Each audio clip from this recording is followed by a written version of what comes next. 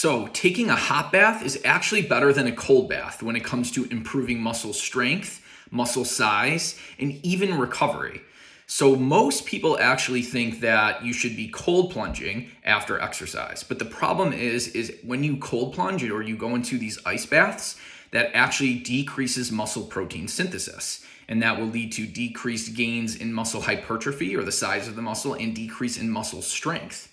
So that's really not what you want to be doing after exercise. Whereas actually a hot bath after exercise does not inhibit muscle protein synthesis. So there are advantages to actually taking a hot bath compared to a cold bath or cold plunging after exercise. In fact, for most people, you actually shouldn't be doing an ice bath after exercise. Only in certain circumstances where, let's say, you have to compete the next day and you don't want to be sore, or if you're in an intense training camp and you have to, again, train the next day or 2 days later and you don't want to be super sore, then sometimes ice baths can have an advantage there. But even comparatively, even looking at some studies where you're taking a hot bath versus a cold bath, actually there's better regain of basically muscle strength and performance compared to even cold baths.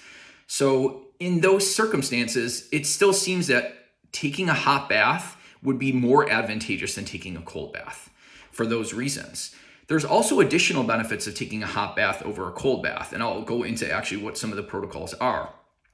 But basically, you get benefits of heat acclimation. So basically, when you do exercise, it is a good idea to take a hot bath right afterwards. But even on days when you're not exercising, if you keep going into a hot bath, and I'll go over the protocol in a second, for multiple days, for at least 3 days in a row, it helps you become heat acclimated. And this heat acclimation has many benefits on performance later on. And some of that will actually reduce muscle soreness from bouts of exercise once you are heat acclimated as well. But your performance actually improves as well when you are heat acclimated.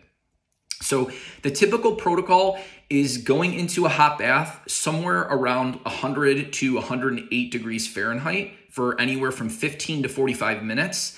And ideally, you try to hit a core body temperature of somewhere between 38.5 and 39.5 degrees Celsius, which is essentially between like 101 and 103 degrees Fahrenheit.